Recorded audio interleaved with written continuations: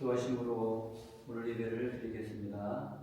하나님 아버지, 귀한 사순절 기간을 저희들에게 허락하여 주셔서 십자가에 달리신 주님의 그 고난 가운데 더 우리에게 주시고자 하는 그 크신 은혜를 날마다 저희에게 보여주심으로 인하여 찬양과 감사를 드립니다.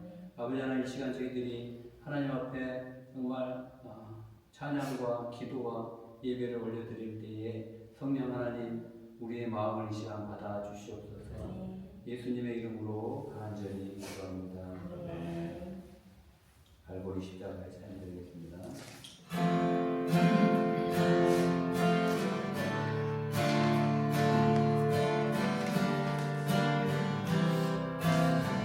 갈보리 십자가에 주님을 바라볼 때 하나님 그 십자가 너무나 고마워라. 예수님의 십자가 이제는 나오지고 이 생명 다 바쳐서 주님을 따르리라. 우리에게 믿음과 소망을 주시며 사랑으로 세상을 이기게 하셨네. 예수님의 십자가 이제 나누지고 이 생명 다 바쳐서 주님을 따르리. 예수님의 십자가 예수님의 십자가 이제는 나오시고 이 생명 다 바쳐서 주님을 따르리라. 우리의 모든 강구 우리의 모든 강구 응답해 주시며 기도의 은혜로서 충만케 예수님의 십자가 예수님의 십자가 이제는 나누시고 이 생명 다 바쳐서 주님을 따르리라. 다시 한번 예수님의 십자가 예수님의 십자가 이제는 나누시고 이 생명 다 바쳐서 주님을 따르리라. 아멘.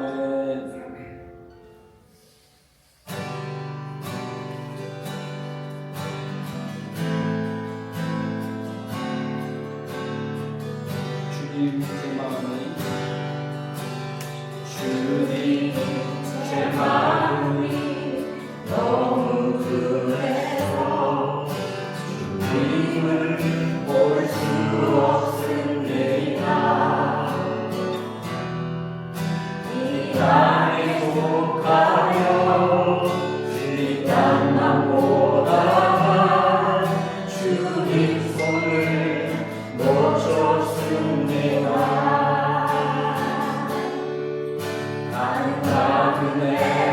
보았는데 왜 주저앉게 되었나. 난 청지기인데 언제부터 내 삶에 주님이 되어버렸나. 믿음이 없이는 이끄지 못하나니 오늘 수고도 다 헛되뿐이라. 믿음이 없어서 무너진 삶의 모든 자리에 다시 주님을 기다립니다. 다시 한번 노래할까요? 주님 제 마음, 주님 제 마음이 너무 은혜서 주님을 볼 수 없습니다. 이 땅에 속하여 이 땅만 보다가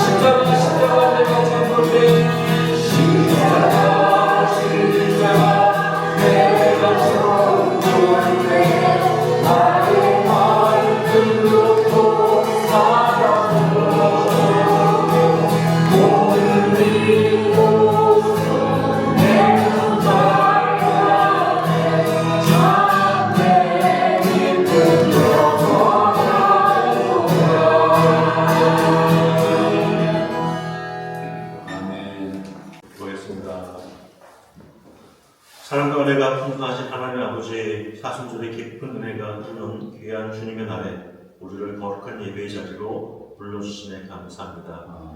지난 한 주간도 세상 속에서 우리를 지키시고 인도하신 주님의 손길을 기억하며 감사와 영광과 찬송을 올려드립니다. 이 시간 우리의 눈을 열어주셔서 오직 주님만을 바라보게 하시고 세상의 근심과 걱정을 십자가 앞에 내려놓는 귀한 시간 되게 인도하여 주시옵소서.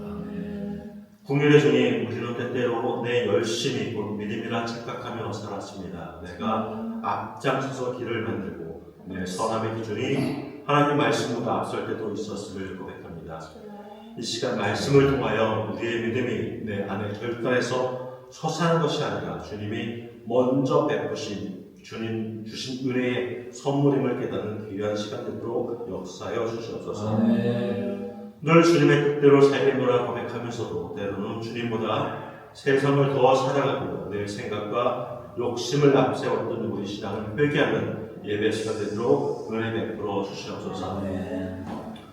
사랑의 주님, 특별히 우리 펠로시 처치를 위해 기도합니다. 우리 공동체가 성령 안에서 한마음이 되게 하시고 오직 성령이 다스리시는 하나님 나라 공동체가 되길 원합니다. 그래서 우리 교회가 주님의 사랑을 세상에서 하는 빛과 소금의 역할을 감당하는 교회되고 성도들 간에 뜨거운 사랑의 교제가 있게 하시며 아픔이 있는 곳에 위로가, 절망이 있는 곳에 소망이 넘치는 복된 처소가 되게 하옵소서.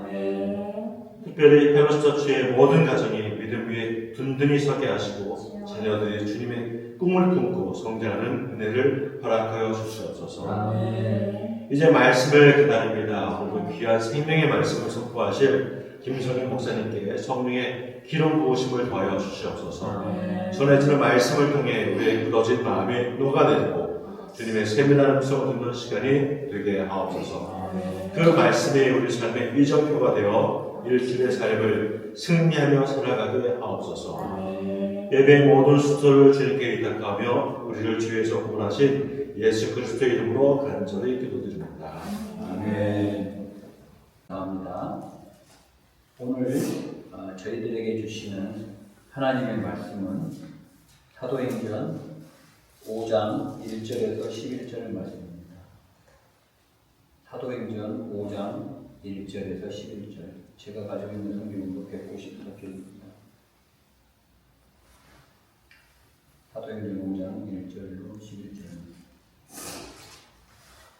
다 찾으신 줄 알고 제가 공독해 드리겠습니다. 아나니아라는 사람이 그의 아내 삽비라와 더불어 소유를 팔아 그 값에서 얼마를 감추매 그 아내도 알더라.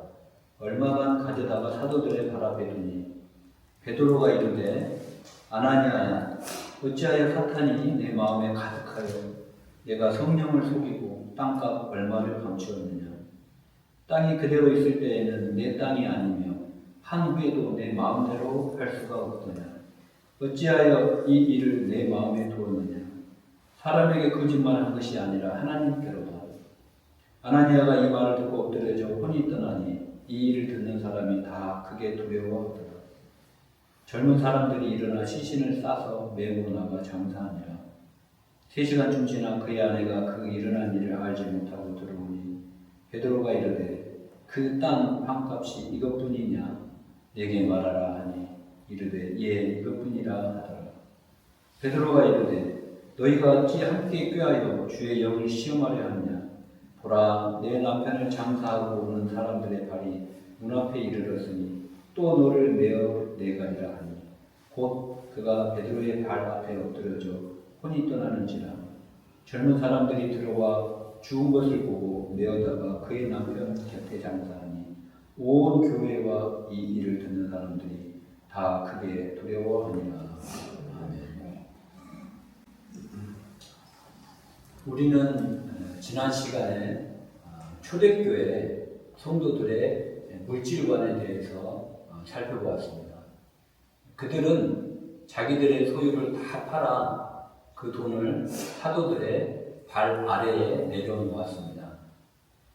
그것은 자기들이 판 모든 돈을 머리 위에 두지 않는다는 것은 그들이 재물의 노예로 살지 않겠다라고 하는 결단의 표시였습니다.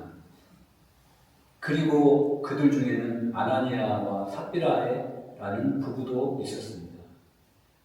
그런데 이 아나니아와 삽비라 부부는 자기들의 땅을 팔아서 그 땅 판 값의 모두를 사도들의 발 안에 두지 아니하고 일부를 감추었다고 오늘 성경은 말하고 있습니다. 그리고 베드로는 이것을 향하여 너희가 성령을 속이고 하나님을 속이고 있다라고 질책을 하게 됩니다. 그리고 아나니아와 삽비라 부부는 차례대로 그 자리에서 죽게 되는 사건입니다. 여러분, 이 아나니아와 삽비라 사건은 참 설교하기가 난해한 그런 사건 중에 하나입니다.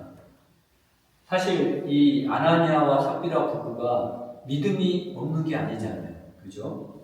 비록 땅값의 일부를 감추었지만 나머지는 분명히 사도들의 발 아래 내려놓은 사람들입니다. 믿음이 없었다라고 한다면 그 일부조차 헌금하는 게 쉽지가 않았을 것입니다. 여러분, 현대를 살아가고 현대에 이렇게 교회를 다니고 있는 저와 여러분도 이렇게 이 정도 하기도 사실은 쉽지가 않다라는 것입니다. 그렇다면 도대체 무엇이 이 부부를 둘 다 죽게 만든 그렇게 큰 죄인가? 그걸 한번 이 시간에 저는 살펴보고자 합니다. 여러분, 초대교회 성도들이 자신들의 재산을 다 팔아서 사도들의 발 아래 둔 것은 어떠한 강요나 강압에 간 것이 아니고 순수히 자기들이 자발적으로 그렇게 한 것이라는 겁니다. 우리가 4절을 보면은 내 마음대로 할 수가 없더냐라는 말이 있어요. 이 내 마음대로 할 수가 없더냐라는 이 헬라어 엔테세 엑수시아 히페르겐이라는 이 단어, 문장 안에는 너희 권리 속에 그것이 계속 있지 아니하였느냐라는 그런 뜻을 내포하고 있습니다. 즉 아무도 너에게 그 땅을 다 팔아서 하나님께 바치라라고 말한 적이 없다라는 거예요. 자발적으로 했다라는 거예요. 아나니아가 사실은 나중에 바치겠다고 했는데 나중에 마음이 바뀌어가지고 저 그렇게 안 할 거예요. 또는 하나님, 저는 나의 모든 땅을 판 모든 값 100%를 다 바치겠나이다 했는데 나중에 마음이 좀 바뀌어서 그렇게는 못하겠고 그냥 일부만 좀 바칠게요. 일부는 나도 좀 써야 될 것 같아요 라고 해도 그 누구도 거기에 대해서 질책을 할 수가 없다라는 거예요. 그렇게 해도 되는 거예요. 그런데 문제는 이들이 하나님 앞에서 하나님을 완전히 속일 수 있다라고 생각을 한 것이 바로 문제라는 것입니다. 여러분, 그래도 그렇지 아무리 하나님을 내가 좀 속이려고 그런 마음을 품었다라고 해도 그렇지 그 정도 가지고 어떻게 부부를 갖다가 그것도 믿는 부부 그래도 자기 재산의 거의 대부분을 낸 그 부부를 다 죽게 할 수가 있는가? 저는 사실 좀 이해가 안 되고 저도 좀 마음속으로 좀 뜨끔뜨끔하더라고요. 그런데 여러분, 이 아나니아와 삽비라의 사건은 우리가 이걸 해석할 때 그냥 우리 시대의 기준으로 해석을 하면 안 되고 그 초대교회 시대의 독특한 상황을 우리가 이해를 해야 바르게 이 성경을 해석할 수가 있다는 것입니다. 당시 초대교회는 오직 성령이 너에게 임하시면 너희가 권능을 받아 사마리아와 온 땅과 사마리아와 유대와 온 땅까지 이르러 내 증인이 되리라는 그러한 주님의 명령에 의거하여 세워진 교회였습니다. 로마의 압제에 수백 년 동안 시달리던 그 유대인들에게 이제 하나님의 나라를 설파하시던 주님께서 십자가에 돌아가시고 부활하시고 승천하신 다음에 그리고 그들에게 성령을 주시면서 세워진 교회가 바로 초대교회라는 거예요. 그러니까 초대교회는 그들에게 있어서 하나님의 통치를 실현하는 곳이에요. 그리고 그들이 속해가는 하나님의 나라의 실체였다라는 것입니다. 그 초대교회가 이렇게 초대교회의 사명이 확고하고 사도들 또한 호람되고 하나님 앞에서 나는 그러한 진실을 하고 정직한 원칙 안에서 가지고 살았던 그런 시대가 바로 초대교회 시대였기 때문에 이 초대교회를 무너뜨리려고 하는 그러한 세력들이 굉장히 많았다는 시대였습니다. 특히 산헤드린 공의회라든지 그리고 사두개인들, 바리새인들이 다 이 성령이 역사하시고 성령이 운행하시고 성령이 다스리시는 이 하나님의 나라, 예수님이 가르치신 이 하나님의 나라를 중심으로 살아가는 이 초대교회를 어떻게 하면 무너뜨릴까 호시탐탐 노리는 그런 상황이었다는 것이에요. 이러한 시대적인 배경 속에서 예수님께서 승천하시면서 성령을 주신 거예요. 그 성령을 주신 예수님, 그 예수님이 바로 하나님이시고 그리고 바로 그 성령이 하나님이시라는 거예요. 이때 벌써 삼위일체 신학이 정립이 되는 것입니다. 자, 그래서 여러분 이 교부 시대에는 이 성령에 대한 논쟁이 굉장히 많았어요. 성령에 대한 논쟁. 다들 성령을 부인했어요. 야, 성령이라는 게 도대체 뭐냐? 예수님이 오직 성령이 너희에게 임하시는 그 성령, 홀리 스피릿, 이게 도대체 뭐야? 푸시케야? 아니면 뭐야? 푸뉴마야? 막 헷갈리기 시작한 거여서 그때 당시 많은 신학자들 그리고 바리새인들, 서기관들, 사두개인들이 성령을 부인했어요. 그리고 이 성령 삼위일체 논쟁에서 가장 앞장서 있던 사람이 바로 아리우스라는 사람이에요. 아리우스. 여러분 이름이 벌써 아리까리 하잖아요. 아리우스. 이 아리우스라는 사람이 뭐라고 주장을 했냐면은 여호와만 참 하나님이다. 여호와만. 그리고 그의 아들 예수 그리스도는 신성도 없어. 그리고 신성이 없고 그 아들은 그냥 우리 같은 피조물인데 피조물 중에서 조금 더 능력이 있고 슈퍼 능력을 가지고 있는 슈퍼 피조물이라고 아리우스가 이야기했어요. 그리고 성령은 뭐냐? 성령은 그것도 아니야. 성령은 인격성도 없고 그냥 여호와의 영향력이야. 영향력. 이렇게 아리우스가 주장하면서 영향력이에요. 근데 문제는 그때 당시에 수많은 사람들이 교부시대 유대인들이 이 아리우스의 말을 따라갔다. 아리우스 말이 맞는 것 같아. 오직 여호와만 하나님이지 무슨 성령이 하나님이야? 예수 그리스도가 무슨 하나님이야? 다 아니야. 이렇게 아리우스를 따라갔다. 바로 그때 이 아리우스주의를 반박하며 삼위일체를 최초로 주장한 사람이 누구냐면은 아타나시우스라는 사람이에요. 유명하신 분이 아타나시우스. 여러분 우리가 이 아리우스랑 아타나시우스라는 이 사람은 좀 알고 있어야 돼요. 다른 교회 식구들은 몰라도 우리 펠로십 처치 식구들은 알고 계셨으면 좋겠어요. 자, 그래서 이 아타나시우스가 뭐라고 주장을 했냐면 바로 오늘 본문 사도행전 5장 3절 4절을 가지고 주장을 했어요. 5장 3절을 보니까 내가 성령을 속이고 이렇게 이야기했어요. 성령을 속이고. 근데 5장 4절에 보면은 사람에게 거짓말한 것이 아니라 하나님께 거짓말을 한 것이다. 이렇게 이야기했어요. 그래서 아타나시우스는 성령과 하나님을 같은 맥락에서 동일한 신성을 가진 분으로 언급을 했습니다. 그리고 이 니케아 공의회 서기 325년에 이게 공인된 거예요. 아타나시우스의 주장이 드디어 공인이 돼서 삼위일체를 주장하는 모든 신학자들이 바로 오늘 본문 사도행전 5장 3, 4절을 근거로 삼위일체를 주장합니다. 그래서 우리가 사도신경을 오늘 배웠잖아요. 이 사도신경이 니케아 공의회에서 확립이 됐어요. 서기 325년. 그때 나는 전능하신 아버지 하나님, 그 유일하신 예수 그리스도, 그는 성령으로 잉태돼서 이 삼위일체를 우리가 입술로 고백하고 있는 것입니다. 아무튼 이 아나니아 삽비라 부부가 살고 있던 초대교회 시대는 성령이 강력하게 역사하는 그런 시대였다는 거예요. 여러분, 성령이 강력하게 역사. 그 시대적인 특징을 우리가 알아야 오늘 아나니아 삽비라 부부가 죽은 것을 이해할 수 있다는 거예요.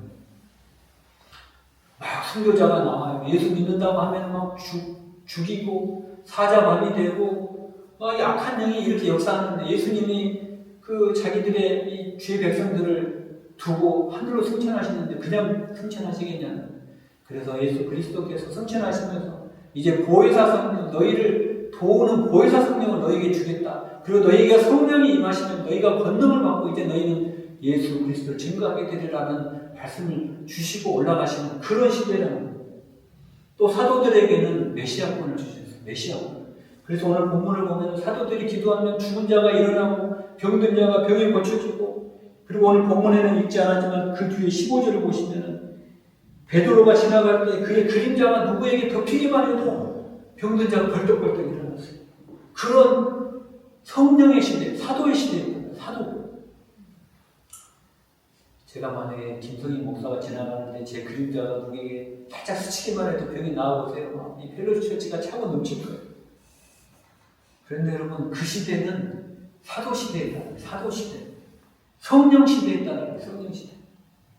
그 사도 시대는 막을 내렸어요. 막을 내렸어요. 물론 우리가 지금도 그런 기적이 일어나지만 지금 신사도 시대라고 해가지고 막 집회를 하면서 막 춤을 추고 자기 몸을 자해하면서 밀면은 넘어지고 막 그런 거 유튜브로 많이 보시잖아요. 다 여러분 그 가짜예요, 가짜. 물론 지금도 아프리카나 이런 선교의 현장에는 강력한 성령의 역사가 필요한 곳에는 하나님께서 역사하시기도 하지만 그렇지가 않다는 거예요. 그 성령이 얼마나 역사를 했으면 예루살렘 교회가 기록에 의하면 약 5천 명 정도가 모였다고 해요. 5천 명. 5천 명에서 약 10,000명 정도가 예루살렘 교회에 모였다고 합니다.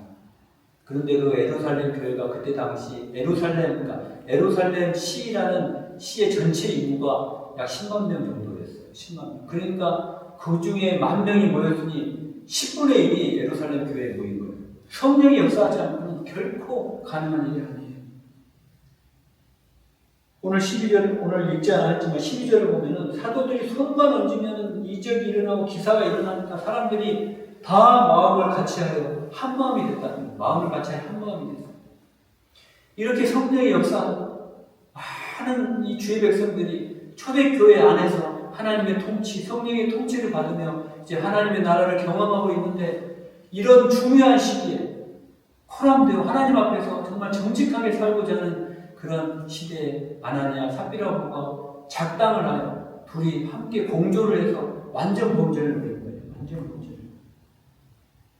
비슷한 사건이 구약에서 나옵니다. 여호수아서 7장에 보시면 이제 아간이 이제 아이성에서 이제 여리고성에서 이겼는데 아간 때문에 아이성에서 지장을 해서 이 아간을 이제 누가 하나님 명령을 어겼는지 이제 제비뽑기를 하잖아요. 아간이 범인이에요. 아간이 하나님께 바친 그 전리품 중에 좋은 것들을 취해가지고 자기 장막에 바닥에 땅을 파고 그 깊이 묻었어요. 흙으로 덮어버렸어요. 그때 그 여호수아서 7장에 감추다, 아간이 자기 재물을 땅속에 감추다의 그 헬라어가 노수피조예요. 노수피조. 이 노수피조라는 것은 무슨 뜻이냐면 땅을 아주 깊게 파서 거기에 숨기고 흙을 다 묻다라는 그런 뜻이에요. 즉 완전 범죄를 꾀한 하나님 완전 속일 수 있다. 이렇게 깊이 파면 누가 이걸 알겠냐. 그런데 오늘 사도행전 본문에서 사용한 동사가 바로 이 노수피조라는 거예요. 노수피조. 아나니아 삽비라가 자기의 재물을 얼마를 감추다 이게 노수피조라는 동사를 사용해서 아간의 사건에 썼던 그 동사. 그렇다면 여러분, 아나니아와 삽비라 부부가 처음부터 하나님을 속이려고 했을까요? 처음부터. 물론 뭐 그랬을 수도 있지만 제 생각에는 그렇지는 않았던 것 같아요. 처음에는 감동을 받아서 내가 하나님께 이거 바쳐야 돼. 그렇게 했을지 몰라요. 그런데 중간에 사단이 마음에 들어오고 그 사단이 마음에 가득 차게 된 거예요. 오늘 성경에도 말씀을 하잖아요. 베드로가 내가 어찌하여 사단이 내 마음에 가득하여 사탄이 마음에 가득 들어와 버렸다. 여러분, 이렇게 아나니아와 삽비라 부부의 마음에 사탄이 가득 들어오게 된 것은 그 원인은 바로 이들의 믿음의 출발점이 잘못되었기 때문에 믿음의 출발점입니다. 아나니아와 삽비라 부부가 가지고 있었던 그 믿음은 성경이 우리에게 가르치고 있는 그 믿음이 아니라는 거예요. 그리고 그들이 가지고 있는 믿음은 종교심이었다라는 사실입니다. 그 종교심의 출발점도 중간 지점도 종착점도 하나님이 아니고 그들 자신이었다라는 거예요. 그걸 우리가 지혜롭게 발견할 수 있어야 되는 거예요. 자기가 잠깐 감동받았어요. 자기가 잠깐. 그래서 그 필요에 따라 내가 내 재산을 다 드린다고 약속을 해요. 근데 가만히 생각해 보니까 이게 아니네. 이거 내가 쓸 걸 좀 남겨놔야 되겠네. 서슴없이 하나님 앞에서 거짓말을 말을 바꿔버린 거예요. 여러분이 아나니아와 삽비라 부부가 저와 여러분보다 뭐 더 악당이거나 악인이 아니에요. 우리보다 더 선행을 하면은 했지 약한 믿음이 아니라는 거예요. 그런데 여러분 그들은 아나니아 부부는 자신들의 믿음을 절대시한 거예요. 자신들의 믿음. 그리고 정작 그 믿음의 출발지인 하나님을 믿음의 대상인 그 하나님을 상대적인 존재로 격화시켜 버렸다는 것입니다.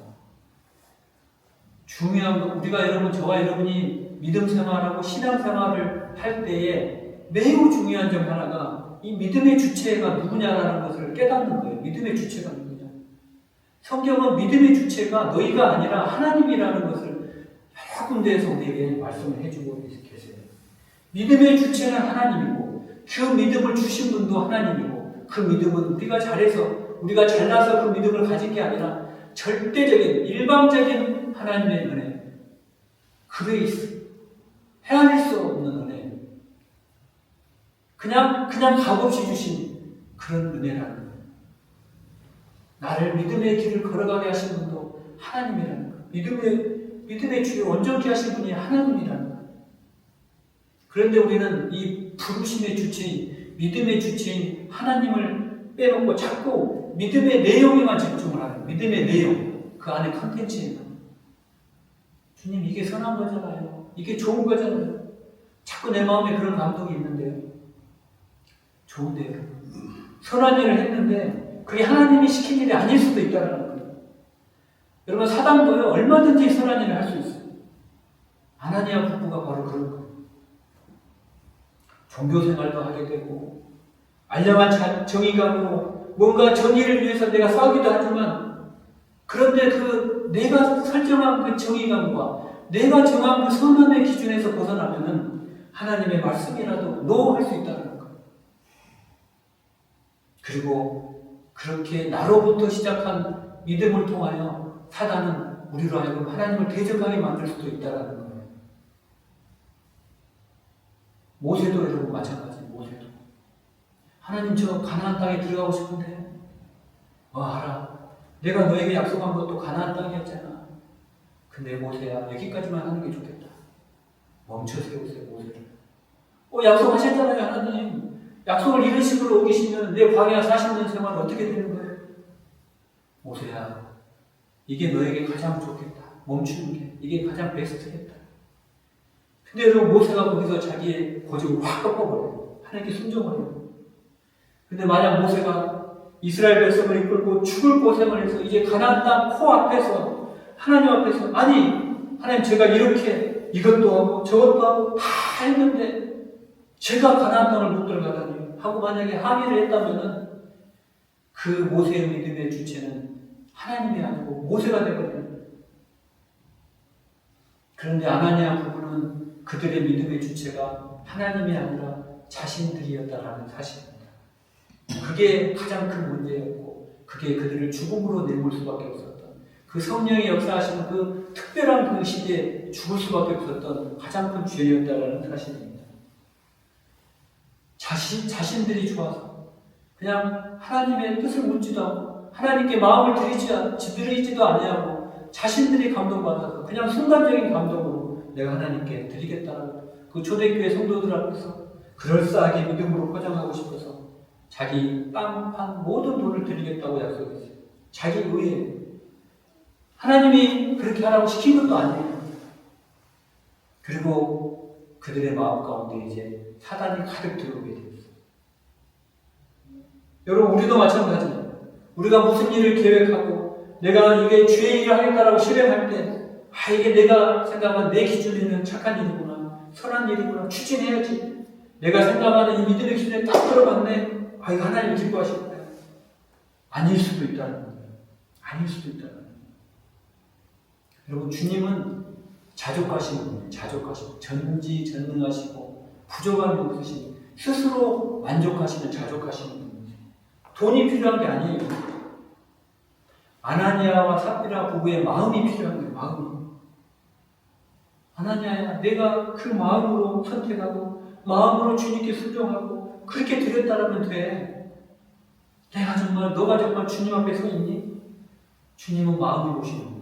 그래서 다윗을 향해서도 내가 내 마음의 합한 자라고, 돈을 바라는 것이 아니고 헌금을 바라는 것이 아니고 즐겨내는 자, 마음의 합한 자를 하나님은 기뻐하신다는, 마음을 드리는 자. 초대교회에서는 그렇게 해서 마음이 하나가 됐어요. 근데 그 마음이 하나가 된 합한 그 공동체를 깨뜨린 그것이 가장 큰 죄였더라고요. 근데 요즘에 이단자들은 이걸 또 잘 활용을 하더라고요. 어떤 이단자들이 있냐면은, 야, 이제 예수님이 곧 오실 거야. 곧 오셔서 얼마 안 남았어. 그래서 우리는 이제 공동체로 모여서 살아야 돼. 야, 공동체로 모여서 살려면 사유재산이 없어야 돼. 너희들 가지고 있는 거 다 팔아. 다 팔아가지고 가지고 와. 가지고 와서 우리 교회에다가 교회 이름으로 큰 계좌를 하나 개설해가지고 통장을 하나 만들자. 그리고 거기에 다 집어넣고 우리가 말이지 공동체 생활하면서 필요한 만큼만 똑같이 나눠서 쓰자. 그럴싸하잖아요. 공동체 생활. 그리고 우리가 그 공동체로 모여서 여기서 같이 기도하고 찬양하고 먹고 자고 그렇게 하자. 옛날에 여러분 그 박대선 씨라고 기억하실지 모르겠는데, 박대선의 그 전도관이라든가, 그리고 요즘에 그 한참 매스컴에 또 나오잖아요. 통일교회 그 문선명이 죽고 와이프 한남자라는 총재가 나왔잖아요. 요즘에 매스컴에서 다 뜨들잖아요. 돈 바쳐라. 그래야 너의 믿음도 좋고 네가 천국 간다. 너가 천국 간다. 해마다 헌금이 들어오는데, 일본에서 헌금이 가장 많이 들어오는데, 통일교회 들어오는 1년에 일본에서만 들어오 송금하는 그 헌금이 1,000원이에요. 1,000원. 여러분, 이 문선명과 한학자 그리고 돈을 막 송금하는 사람들도 하나님이 누군지 알아요. 성경을 우리보다 더 잘 알아요. 복음이 뭔지도 알아요. 성경을 해석하는 능력도 우리보다 뛰어나요. 그런데 이 사람들은 문제는 뭐냐면은 아나니아와 삽비라 부부처럼 믿음의 출발점이 자기예요. 하나님이 그 마음을 주시고 성경의 말씀에, 그 겨자씨마다 성경의 말씀에 순종하고자 몸부림치는 것이 아니고, 내가 좋아서 성경 말씀은 나는 모르겠고 내가 감동받으면 이게 믿음이야라고 착각하는 거예요. 여러분, 그래서 내가 주체가 된 믿음은 굉장히 위험한 거라는 거예요. 우리가 그걸 정말 너무 안타까워. 이 시대를 살아가는 우리 많은 그리스도인들이 착각을 하며 살아가는데, 나의 믿음이 이게 나로부터 시작되고, 이게 나의 믿음이 정말 믿음으로 착각하며 살고 있다는 거예요. 내가 좋아서 시작한 믿음, 내가 어떤 목적을 가지고 필요에 따라서 내 의를 드러내기 위하여 시작한 이 포장된 믿음은 언제든지 깨질 수가 있고, 상황이 바뀌면 언제든지 주님을 떠날 수가 있다는 거예요. 아나니아 부부처럼 언제든지 주님 앞에 거짓말을 할 수 있고 등을 돌릴 수 있는 믿음이 바로 나로부터 출발하는 믿음이라는 거예요. 여러분, 이 땅에 수많은 교회들이 무너지는 이유도 바로 나로부터 시작된 믿음이에요. 나로부터 시작된 믿음. 봉사도, 헌금도, 선교도 다 나로부터, 내 기준의 믿음으로부터 시작을 해요. 그런데 주님은 한 번도 우리 보고 봉사해라, 헌금해라, 선교해라 강요하지 않으셨어요. 그런데 우리가 좋아서, 우리가 감동받아서 일시적인 감동으로 시작한 모든 행위를 우리의 믿음의 가치, 척도의 기준으로 삼고 있어요. 그러면서 성경에서 하지 말라는 것은 서슴없이 하면서 그것을 믿음이라고 포장을 하고 있어요. 부정하게 번 돈을 하나님께 헌금하면서 그걸 믿음이래요. 장로 권사가 되기 위해서 의무적으로 하는 헌금, 그리고 장로 권사가 되기 위하여 의무적으로 하는 봉사를 하면서 마치 내가 믿음이 좋으냐 우쭐대고 하는 사람들 앞에서 드러내기를 좋아해요. 또 장로 권사가 되려면 많은 돈을 헌금을 해야 돼요. 이런 성직 매매를 큰 믿음이라고 착각하고 있다는 거예요. 봉사에 지쳐서 번아웃된 성도에게 그 너 믿음이 부족한 거야, 가스라이팅 하면서 그걸 믿음이라고 포장하는 거예요. 지난주에 저는 정말 왜 제 주변에 이렇게 안타까운 일들이 많이 생기는지 정말 너무 충격을 받은 한 주였어요. 불륜을 저지르고도 난 하나님이 용서하셨으니까 목회를 계속해도 돼. 뻔뻔하게 목회를 이어가는 사람들이 제 주변에 너무나 많은 거예요. 이걸 믿음이라고 이야기해요. 이걸 믿음이라는 거예요. 그리고 성도들은 또 그거를 용서하고 이건 믿음이 좋으신 분이야. 그 정말 엄청난 죄 앞에서 하나님 용서하셨는데 믿음이래. 천만에요, 여러분. 천만에요. 우리 이 땅을 사랑하는 그리스도인들 정말 자기가 생각하는 그 믿음이 하나님 앞에 섰을 때 그 믿음을 정말 그 믿음 가짜야라고 만약에 이야기한다면 여러분 청천벽력 아니겠어요? 30년, 40년 평생 교회를 다녀도 내가 평생 교회를 다녀도 권사가 되고 장로가 되고 목사가 돼도 여전히 세상이 더 달콤하고 주님보다 돈이 더 좋다면 여러분 정직하게 한번 여러분도 자문해 보셔야 돼요. 내 믿음은 과연 하나님께로부터 난 믿음인가? 아니면 아나니아와 삽비라 부부처럼 내가 좋아서 내가 일시적으로 감동받아서 그러나 하나님의 말씀에는 순종하기 싫고 언제든지 주님을 배신할 수 있는 그런 믿음인가? 고백해 봐야 됩니다. 여러분 제가 존경하는 인천에 있는 목사님이 그런 말씀하시더라고요. 물론 저는 그 말에 100% 동의하지는 않아요. 사실은 헌금은 자기가 출석하고 있는 교회에 해야 돼요. 그런데 이 목사님 제가 워낙 존경하다 보니까 이 말까지 저는 설계자들 저는 이 헌금 돈에 대해서 완전히 자유한 목사인데 이렇게 이야기하더라고요. 우리 교회에다 헌금하지 마세요. 우리 교회는 먹고 살만해요. 우리 교회 부교육자들에게 다 월급 줄만 합니다. 제발 제일 가난한 교회들, 지하교회들 그 교회에 가서 여러분들 11조나 감사헌금이나 가지고 있다가 거기다 좀 나누세요. 여기다가는 안 해도 됩니다. 길거리 지나가다가 죽어가는 사람들, 폐지 죽는 사람들, 그 사람들에게 헌금하세요. 그 사람들에게 좀 여러분들이 가지고 있는 그 많은 돈을 좀 나눠주세요.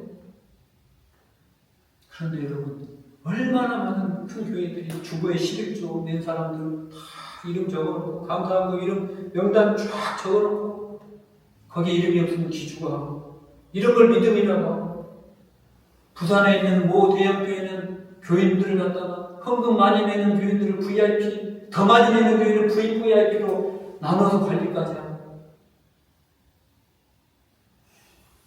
정말 저는 제가 목사지만 너무 부끄러워요. 이 땅에 많은 교회들이 초대교회로 돌아가자, 초대교회로 돌아가자. 수많은 큰 교회들이 구호를 외치고 도전하고 외치지만 속으로는 초대교회로 돌아가면 안 돼. 고생이야. 우리가 누리고 또 누리는 이것들 오면 안 돼. 행복하게, 편안하게 신앙생활하자. 럭셔리한 믿음, 좋은 믿음, 그게 좋은 믿음이고 나의 기준이야. 나를 따르려거든 자기 십자가를 지고 좁은 문, 생명의 문, 그러나 많은 사람들이 찾지 않는 협착한 길, 돌이 많은 그 길을 걸어야 돼. 그런 주님의 말씀은 다 무시하고 내가 걸어가는 넓고 편한 길, 이게 좋은 믿음이야. 착각하고 걸어가는 이 믿음의 출발점을 자기로부터 생각하는 사람들이 너무나 많다는 거예요. 저는 이 설교를 준비하면서 주님이 저에게 그런 마음을 주시더라고요. 주님이 우시는데 너무 많은 이 땅에 천만이라고 하는 그리스도인들이 그 믿음은 도대체 어디서 출발합니까? 주님이 주신 믿음인가? 아니면 내가 좋아서 나의 기준에, 나의 선함의 기준에, 나의 그 천국에 대한 기준에 맞춰서 살아가는 그 믿음인가? 가짜 믿음인가? 진짜 믿음인가? 주님이 우리에게 물어보실 거예요. 주님은 가르치는 분이에요. 제가 지난주에도 설교했죠. 이것도 좋고 저것도 좋은 게 아니라 주님은 분명히 가르친다고 그랬어요. 양과 염소를 가르고 알곡과 가라지를 가르치는 분이에요. 참 믿음과 거짓 믿음을 분명히 가르칠 거예요. 바라고 원하옵기는 내 사랑하는 필요를 채치 성도 여러분, 또 이 유튜브를 시청하시는 많은 주의 자녀 여러분의 믿음을 점검해 보세요. 내 믿음은 어디에서부터 출발했는지, 나의 믿음은 정말 하나님이 정말 너의 믿음을 십자가를 지고 가게 하는 믿음인지, 그러나 그 십자가를 내가 대신 져주겠으니 두려워하지 말고 나의 길을 따라오라고 하는 그런 믿음인지, 아니면 이 땅에서 양다리 걸치면서 뜨겁지도 차갑지도 않게 다 누릴 것 누리고 살 것 사고 편안한 노후가 보장된 그런 신앙생활을 하다가 죽을 때도 편하게 죽어서 천국에 오고 싶어하는 그런 믿음인지 주님이 여러분에게 물어보실 거예요. 여러분 말씀을 드렸습니다. 여러분 믿음의 주체는 내가 아니라 하나님이신 걸 기억하시기 바랍니다. 하나님이 여러분을 지명하여 불렀고 하나님이 에서보다 야곱을 더 사랑하신 것처럼, 일방적으로 사랑하신 것처럼 여러분을 사랑하셔서 여러분을 믿음의 길을 걸어가게 하셨다는 거예요. 내가 주를 찾은 게 아니라 하나님께서 무식한 노부 베드로를 찾아오셨어요. 그 주님 앞에 여러분의 재산이 아니라 여러분의 마음을 드리는 그런 사순절이 되시기를 주님의 이름으로 축원합니다. 시간 발굴이 십자가에 찬양되면서 기도하는 시간을 갖도록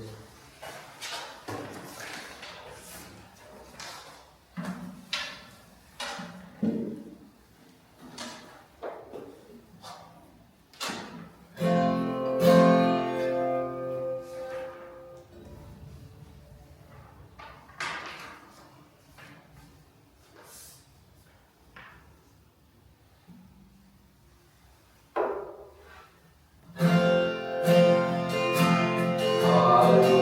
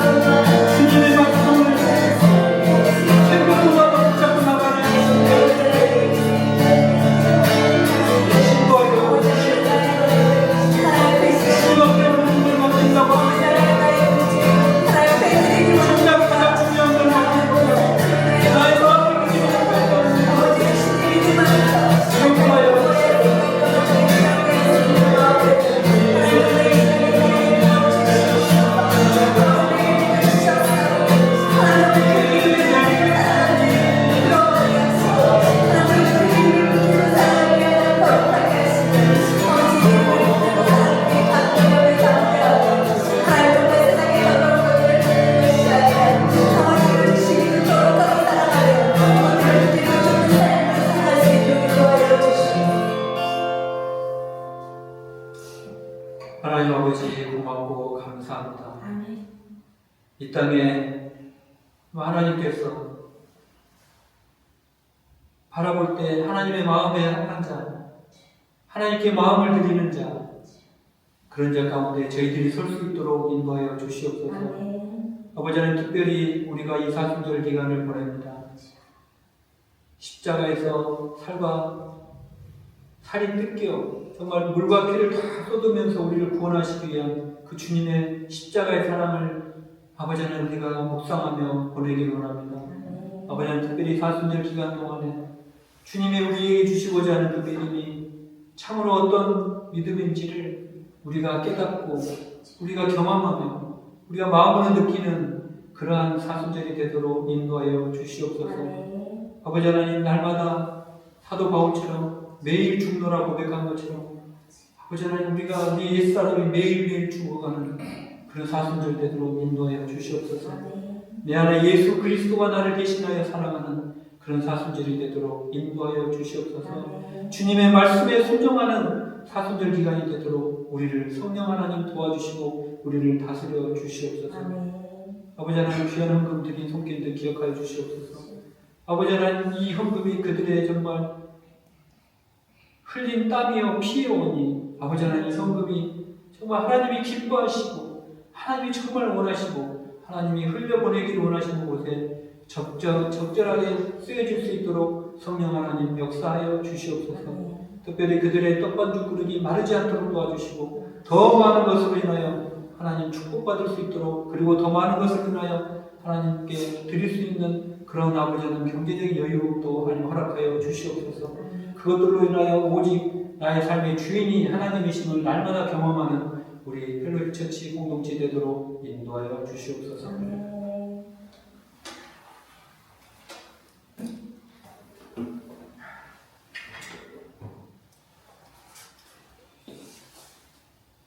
이제는 우리 주 예수 그리스도의 은혜와 하나님 아버지의 그 크신 사랑하심과 성령 하나님의 교통하심은 이제 나의 믿음이 어디서부터 출발했는지 다시 한번 말씀을 통하여 점검하고 이 사순절 기간 동안 주님의 말씀에 순종하고자 몸부림치며 정말 죄에 대하여 죽어버리기를 원하는 모든 사랑하는 펠로십 처치 성도들과 그리고 그 가족과 그리고 그들이 속한 모든 공동체 위에 지금으로부터 영원까지 함께 하시기를 간절히 축원하옵나이다. 아멘.